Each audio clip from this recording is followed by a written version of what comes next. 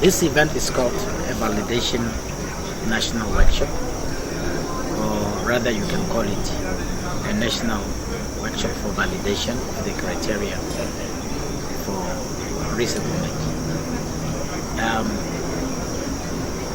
Back, we have been having consultations with different regions, whereby we want to canvass their input into the resettlement criteria, because already, as you may be aware, we have already the resettlement policy which is already approved, and now we have to develop the criteria to make sure that we operationalize the new policy.